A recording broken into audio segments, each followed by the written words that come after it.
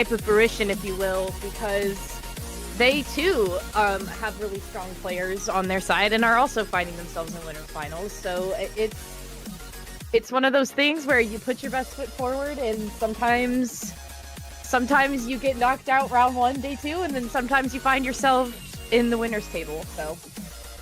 And sooner or later, maybe you'll find yourself in podium here in winners finals as well, as you noted there too. So funny thing here, because we saw, by the way, our shoutouts to our previous comps, DRF and Nito going the distance. Inkbound nearly went the distance. They've almost had all their sets go the distance the rest of the way through, only ending in a game 4 in the winner semis matchup, I believe, against Title Disruption. So if it means anything, they are no strangers to marathon runs at the rate they're going here. Sigma on Earth, by the way, that was their first set that has went all 5 for them. So I think both teams are going to be feeling the marathon run here in day 2, as you noted there. As you know here, either you get wiped out or you're just going to make a run for it. And both teams will be queuing up in winners finals. Ramen Zones will be the leadoff before we enter counterpick. So I think both teams will get a good taste of everything. And they're queued up already here, Saf. What do you see right away? Rubbing my hands together here, Keon. What is going on with that's Sigma on Earth on that side with a Nova, or I guess, yes, a Nova, correct? Yeah. I don't know these things. A Nova and a Decaf going off on their side. But Inkbound, though, having the heavy edit and as well as the blaster coming out as well, 2 great supportive weapons to be helping out with the wiper and the shots being a little bit more aggressive. But opening statements being made, Sigma on Earth, the first ones to be holding the points in their favor. Yeah, Sigma on Earth striking first right out of the gate, and we do see almost a slightly unconventional comp, if you will, there. You have, of course, that Nova, which is making its rare appearance out here. Ballpoint kind of been a slightly off meta pick here in the current state of things, as Inkbound's going to get the lead back. So I'd like to see how this plays off against a comp effectively with the shot and a cooler option that they already have available. Inkbound already taking full advantage of it, so that's going to be intriguing to see how this game 1 plays out. Inkbound still holding on to the zone, though. They're using the Zuka as much as they can to see if they can get a few shots in, especially into the Inkjet. But it is going to be Sigma going 2 down, make that Inkbound also going 2 down on top of it, and it is going to be Sigma retaining the zones back, but for how long? Oh my gosh, hello, Inkbound, a triple splat coming out from the Damp player. I mean, Aloha, thank you. There they are. Thank you, Aloha, for getting a nice opening for Inkbound to pave the way into the spawning point of Sigma on Earth here. And that penalty is just ticking away at the moment, Keon, because, I mean, no stops, all gas here for Inkbound.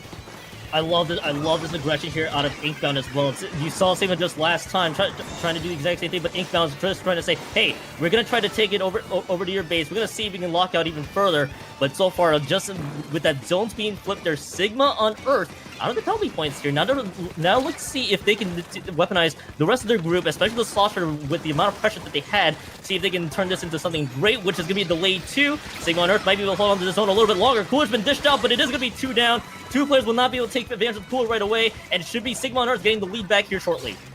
Yeah, and you got to be mindful here of this, like, Wiper versus Wiper type fight, because Tetra on Sigma on Earth, or excuse me, no, that's Knight on Sigma on Earth, holy smokes. They've been able to do a lot of really interesting turns and plays when using the decab and trying to get the best angle on somebody, and it's been really working out in their favor here. However, I think the response coming out from Inkbound with the wiper of their own from Aloha, especially getting that triple earlier on in the game here, has been a really major turning point for Inkbound. But now with Sigma on Earth finding themselves in the lead, Inkbound on the back foot here. 2 members down, though, for Sigma on Earth, so this could be the turnaround that Inkbound is looking for. That decap from Sigma on Earth is just causing a little bit more problems here for Inkbound. There's Hammer's going to get neutralized right away from the Inkjet. So, again, for Inkbound, they have to figure out ways to deal with the other weapons that are on tow, but I think that Inkjet's going to have other ideas. Go get it, and Kiko are both going to go down there to the Inkjet from Sigma on Earth, and it is going to be an extended push here with the triple Ink Strikes now asserting full control of Inkbound's base as we speak here. I called out the decap's name. It is going to be Aloha going down, make that a double on top of it. It's 2 members down, but 2 members out. The neutral's only going to be there for about a few seconds. Delayed wipe on top of it. Sigma on Earth looking to roar their way to winning game 1. Yeah, and the bubble being popped with the last few seconds here. Huge play for Sigma on Earth, and the decav is not going to be displaced anytime soon here, Keon, as Sigma on Earth sails their way through the first game and taking the win.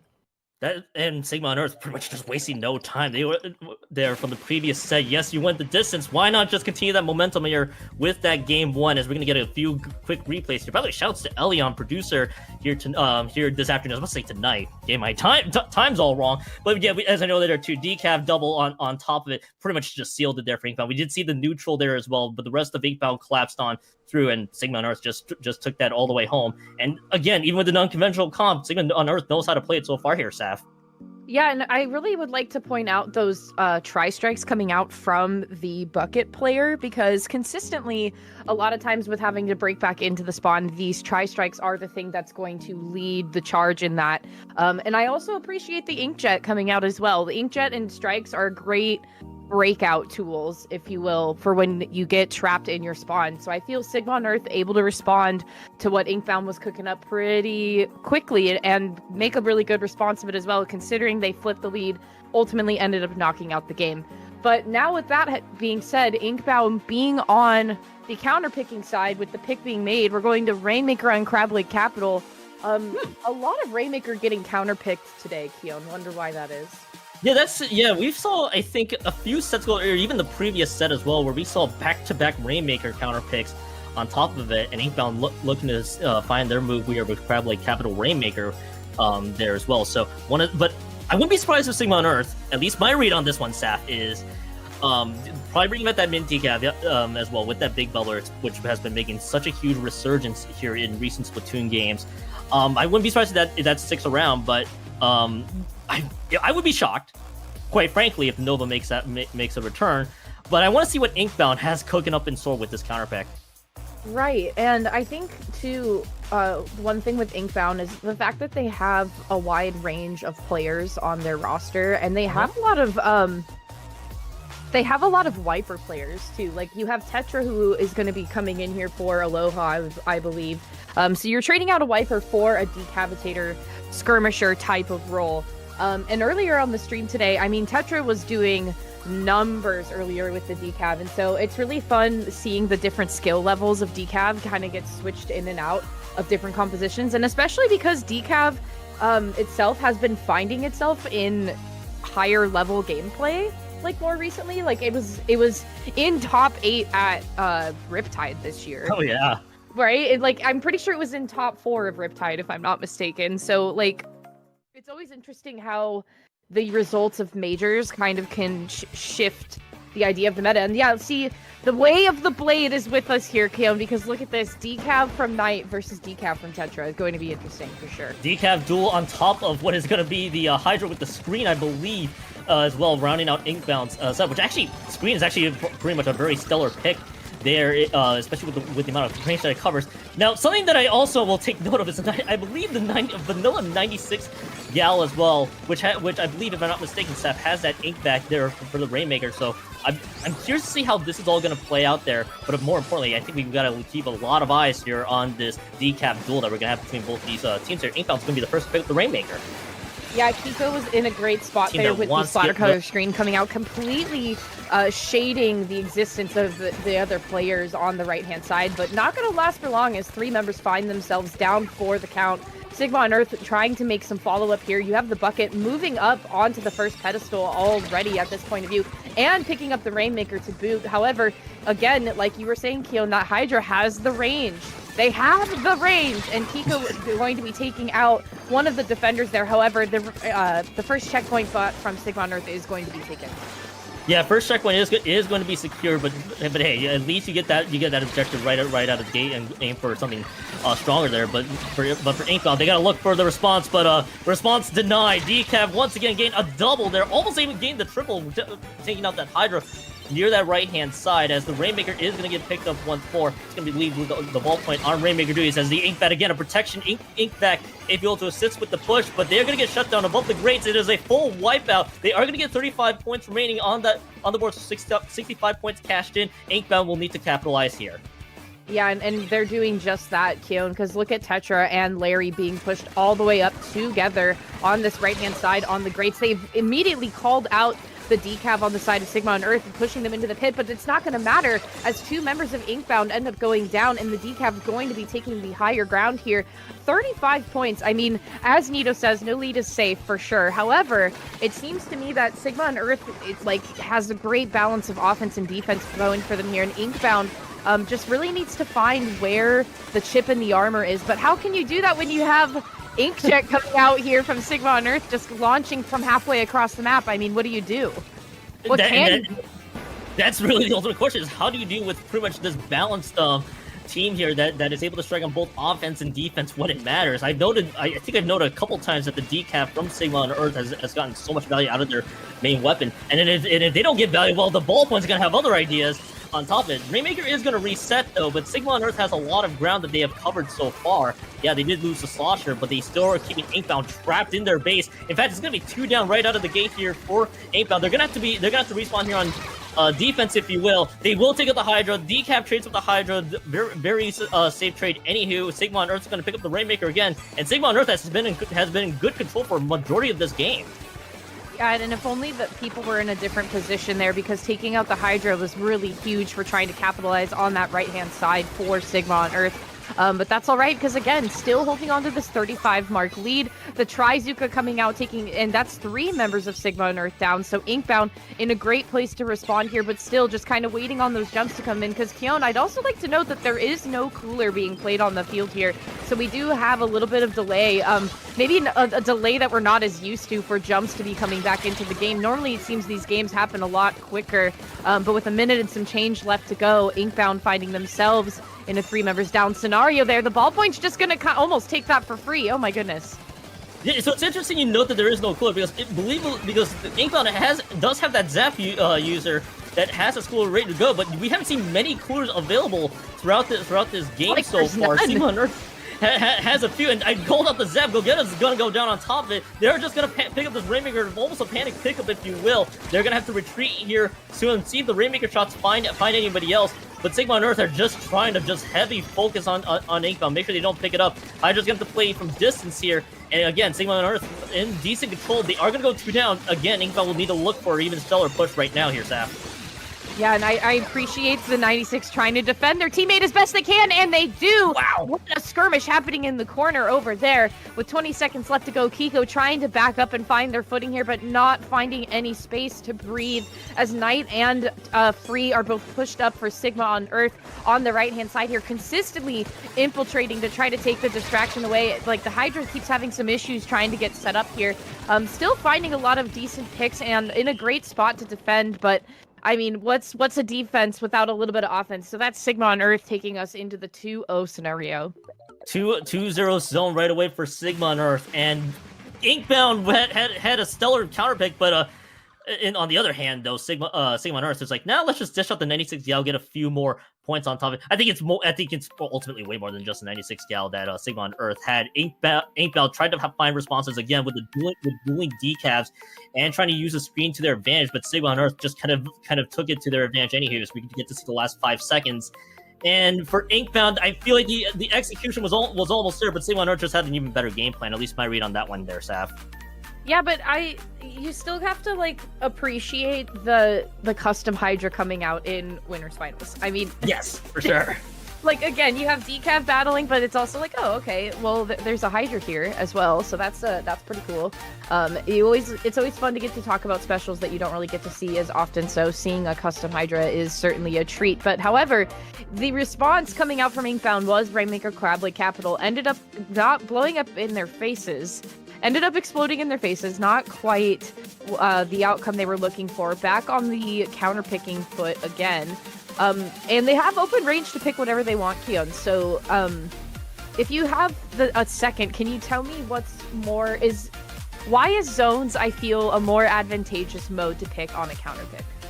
That's good. So the ultimate question is, zones is a mode that pretty much a lot of teams are going to get experience on, especially with especially with the map pool that we have here for zones. So this is so I wouldn't blame you if you think zones here at all. In fact, that's exactly what they're going to go with. Back to zones we go in Barnacle and Dime. So you had a lot of teams are gonna get very practiced in zones. We had Barnacle and Dime, Hagglefish, Mahi, and Mako, along with Umami Ruins if you wanted to take advantage of it as well.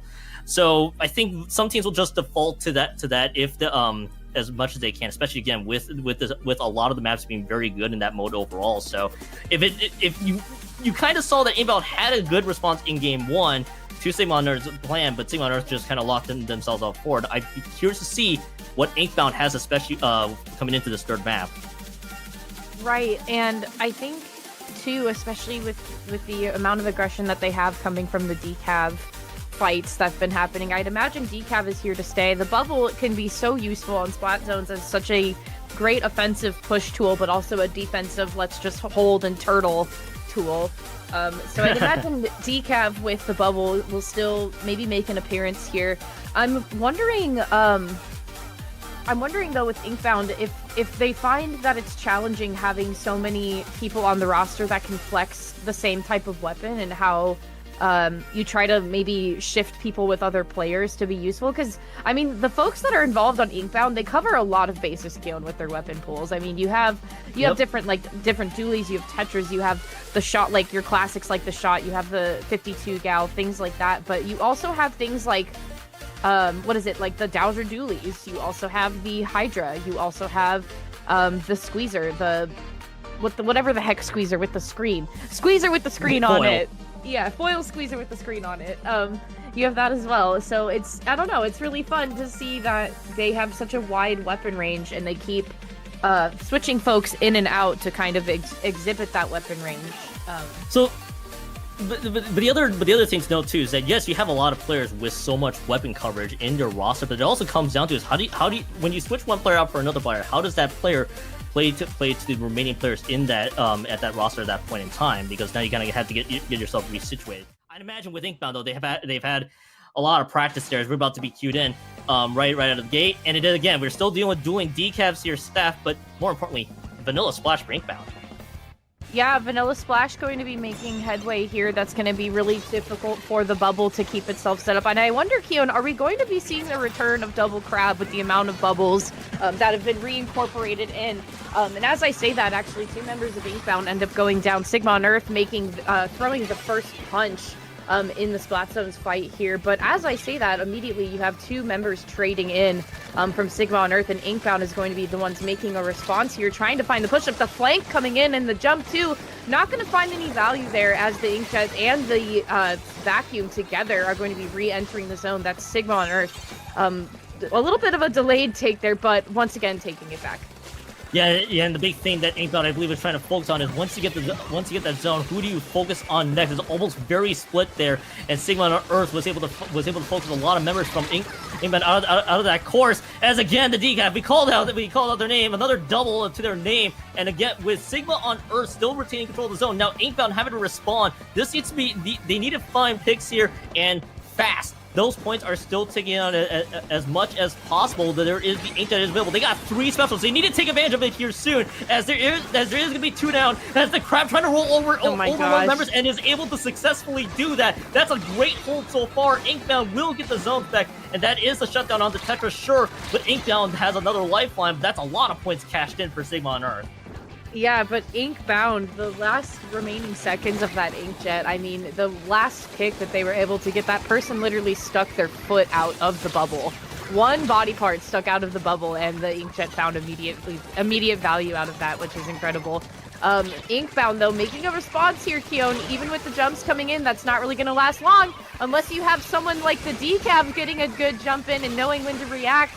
And how quick to react. So 2 major picks coming out from Sigma on Earth, but that's still going to be 3 members going down. So the lead going to be taken back from Inkbound here. Specials are being deployed. You have Crab Tank, and you also had, I believe that was a Trizuka online momentarily there. And the Vacuum going to come out, probably trying to make response for the Crab. But with Knight being able to push up on the decav there, that is going to be Sigma on Earth finding the opening that they needed to change the rhythm of the game here. The rhythm of the game went very well in favor of Inkbound, especially with the fact that Inkbound was able to take out the surrounding members, and Knight was not able to dish out it there with the decap. Yes, they got trades, but at the end of the day, with all the supporting members gone, it allowed Inkbound to get the lead back there in swift order, and they have 2 specials to take advantage. In fact, it is going to be the Zuka being used. It actually takes out one of the important members. I noted there too. The Knight on that decap has found so much value, so how does the rest of Sigma on Earth try to respond to it, especially in the point being neutralized as it stands? Inkbound still looking for that retake, but they did buy enough time for Knight to jump back in. It is a bit of a battle here, and that splash is shut down. Sigma on Earth is able to get a key pick there onto the splash, and it is going to be 2 members out. Staggers across the board. Sigma on Earth are looking to rebound here, and maybe look to get the lead back here soon. Yeah, and only a few seconds to remain for that. Sigma on Earth taking the lead back once again. That's going to be the 3-0 sweep coming in, knocking Inkbound down onto the floor. I mean, wow, a really close response time coming out from Inkbound, though. They had us on our heels a little bit. Major pick on the crab, though, in that opening gambit there for trying to win the last few seconds here. So 5 seconds on the board left for Inkbound. No penalty left for Sigma on Earth. The ball pointer, this right here was where the major point was. That was the tipping point in the whole game there, Keon, because taking that crab tank out immediately, so many points taken off and so much poking damage here as well. I mean, rarely ever did I see the ballpoint actually get any full picks, just a lot of assisting damage. Because you have the decap and you also have the bucket pushing up together as well. So amazing gameplay coming out from Sigma on Earth. Moving on to the grand finals part of the bracket. So they're going to be sitting pretty there as we wait for the losers finals to try to finish up here. So Inkbound getting knocked down into losers finals, going to be versus Royalty or 2Goober 2-, 2Goober 2-,